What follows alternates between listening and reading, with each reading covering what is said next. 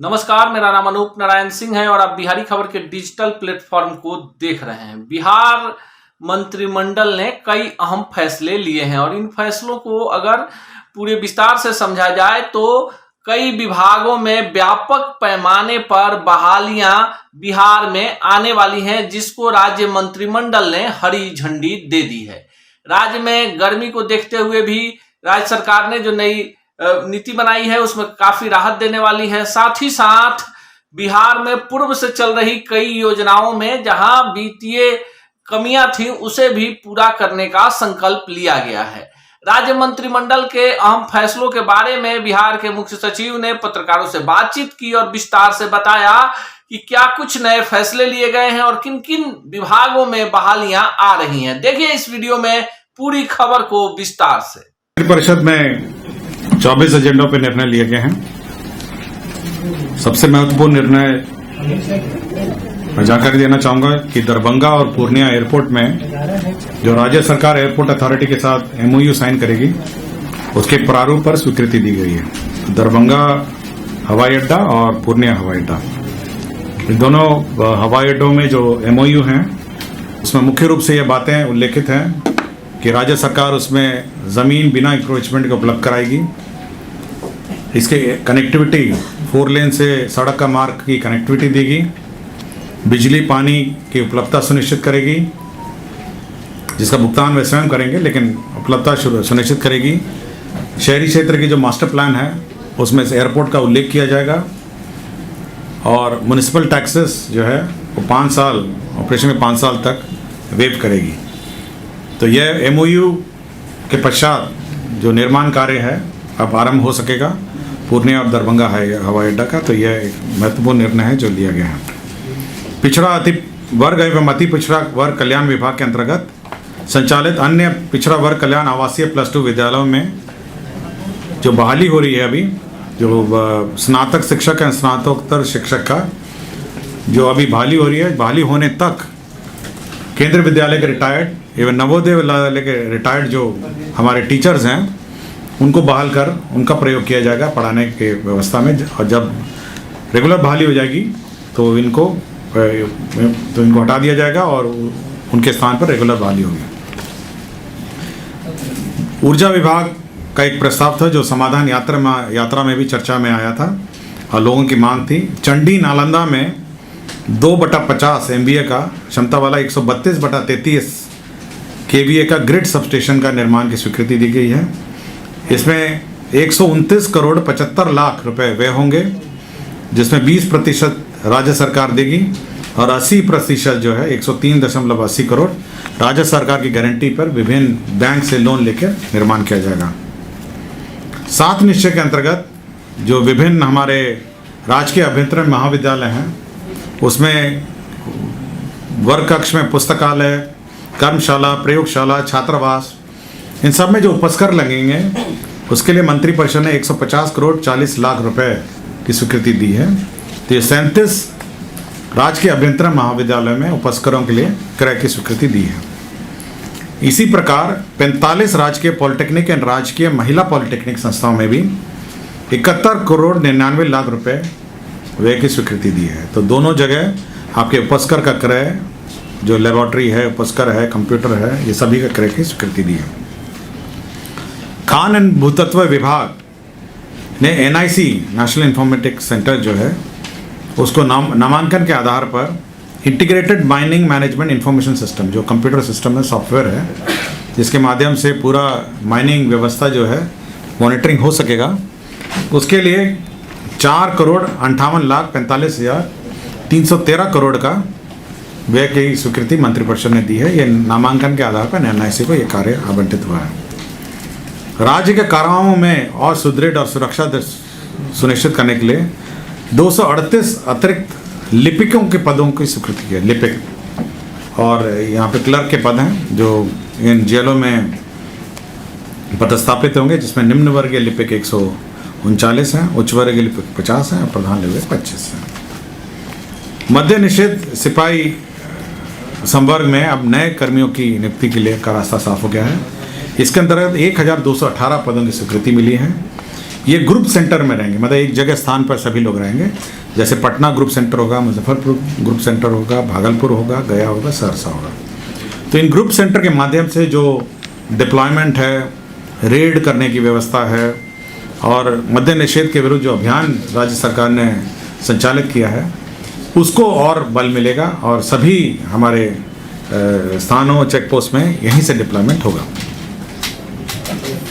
पथ निर्माण विभाग के अधीनस्थ जितने कार्यालयों में खराब पड़े रोलर हैं, आपके अलकतरा के मशीन हैं और आपकी गाड़ियां हैं और जितने भी पथ निर्माण से संबंधित जो उपस्कर हैं जो खराब पड़े हुए हैं, यंत्र तंत्र सब जगह पड़े हुए हैं, उनको डिस्पोज करने के लिए राज्य सरकार ने नामांकन के आधार पर MSTC को अपॉइंट करने का निर्णय लिया है। Mineral and metal trading corporation ये सभी स्थानों पर जो पड़े हुए हैं, कबाड़ी है, जो सब मशीन है, उसका नीलामी में सहयोग देगी। एक कमेटी रहेगी, राज्य सरकार ने कमेटी गठन की है जो ये आइडेंटिफिकेशन करेगा, इसका सूची बनाएगा और निविदा के 21 दिन पूर्व इसका लिस्ट प्रकाशित पहले होगा, उसके बाद निविदा होगी और उसके बाद डिस्पोजल होगा। तो यह एक महत्वपूर्ण निर्णय है जो पथ निर्माण के जो कबाड़ी इधर उधर मशीनरी है उसका डिस्पोजल का है। मंत्रिपरिषद ने उद्योग विभाग के अंतर्गत जो हमारे अमृतसर कोलकाता औद्योगिक कॉरिडोर निर्माण किया जा रहा है, AKIC, उसमें जो स्पेशल पर्पस व्हीकल है, जो SPV बनाया गया है, ये भारत सरकार का भी उसमें अंश है, बिहाड़ा का भी अंश है। तो ये जो स्पेशल पर्पस व्हीकल है उसी में संशोधन, इसमें पूर्व में मंत्रिपरिषद की स्वीकृति हुई थी लेकिन भारत सरकार के अनुरोध पर कुछ संशोधन किए गए हैं। जैसे कॉरपोरेशन को हटा के ट्रस्ट बनाया गया है, निदेशकों की संख्या में संशोधन किया गया, तो आंशिक संशोधन हुआ है, इसकी मंत्रिपरिषद ने स्वीकृति दी है। मद्य निषेध उत्पाद एवं निबंधन विभाग के अंतर्गत बिहार मद्य निषेध उत्पाद अधिनियम 2016 की धारा 95 में प्रदत्त शक्तियों का प्रयोग करते हुए राज्य सरकार ने बिहार मद्य निषेध एवं उत्पाद नियमावली 2021 यथा संशोधित नियमावली नियम 12 क के उपनियम 2 में संशोधन किया है। आपको पता होगा कि बीच में एक नियम में संशोधन हुआ था, ये जो 2021 का संशोधन है, कि यदि कोई गाड़ी पकड़ी जाती है तो आधा 50% भुगतान करने के बाद उसको मालिक को वापस किया जा सकता है और उसके बाद न्यायालय का जैसे आदेश हो उसके राशि के वापस करने पर निर्णय लिया जा सकता है। अब यह है कि अब ये जो 50% का लिमिट है इसको घटा के अब 10% हो गया है, कम से कम 10% या 5 लाख रुपए से अधिक नहीं होगी। तो ये एक लिमिट बना दिया गया है कि इतनी राशि वह आपको जमा करनी होगी और यह डिस्ट्रिक्ट मजिस्ट्रेट के यहाँ अपील होगा और वह निर्धारित करेंगे कि यह कितनी लिमिट होगी। तो मिनिमम लिमिट जो है 10 लाख या 5 लाख रुपए से अधिक नहीं होगी। तो ये लिमिट संशोधन में नियम में अंकित कर दिया गया है। पहले होता था कि 50% आप भुगतान करिए और गाड़ी ले जाइए, तो ये लिमिट में संशोधन कर दिया गया। बिहार मद्य निषेध अवर निबंधन सेवा नियमावली 2017 में संशोधन किया गया है और इसका मुख्य कारण है कि जो हमारे कर्मी हैं, जो नियुक्ति कर्मी हैं, उनको हिंदी टिप्पणी प्रारूपण परीक्षा, कंप्यूटर जांच की परीक्षा के प्रावधानों में एकरूपता लाने के लिए निर्धारित प्रक्रिया लागू की गई है। तो कंप्यूटर के ज्ञान की जानकारी हो, इसके लिए यह संशोधन किया गया। स्वास्थ्य विभाग पटना के अंतर्गत बिहार महिला स्वास्थ्य कार्यकर्ता ऑक्सिलरी नर्स मिडवाइफ ANM का संवर्ग नियमावली 2018 संशोधित किया है। इसमें मुख्य रूप से 2 संशोधन है, महत्वपूर्ण संशोधन है। पहले तो है कि अब परीक्षा के माध्यम से यह बहाली होगी। पहले मार्कशीट के आधार पर होती थी, अब परीक्षा के आधार पर बहाली होगी। और दूसरा मेजर संशोधन इसमें यह है कि ये जिला काडर नहीं होकर अब यह राज्य काडर होगा। तो ये 2 चीज़ें हैं जो अब होगा। अब ये डिसमिसल के हैं, मैं एक साथ पढ़ देता हूँ। डॉक्टर नसीम अहमद का डिसमिसल हुआ। यह चिकित्सा पदाधिकारी प्राथमिक स्वास्थ्य केंद्र पंचगनिया थे।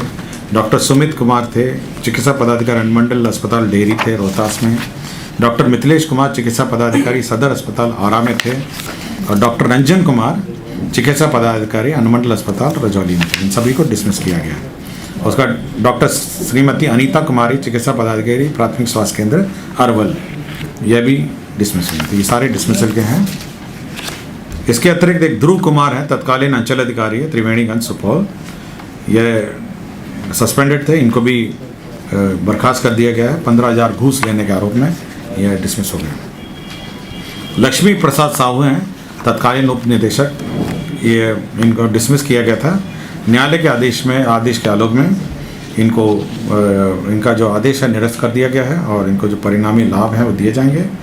और साथ ही साथ सरकार ने इस संबंध में इसे अपील भी दायर कर रखी है। 2 भूमि स्थानांतरण के मामले थे। एक गया जिला अंतर्गत गंगा जल आपूर्ति योजना जो निर्माण किया गया था, कंपनसेटरी फॉरेस्टेशन में यह समतुल्य ज़मीन जो है यह वन विभाग को 88.19 एकड़ उपलब्ध कराया गया है। और जमुई जिला अंतर्गत एक और दूसरा मामला है जिसमें चिकित्सा महाविद्यालय एवं अस्पताल भवन की स्थापना हेतु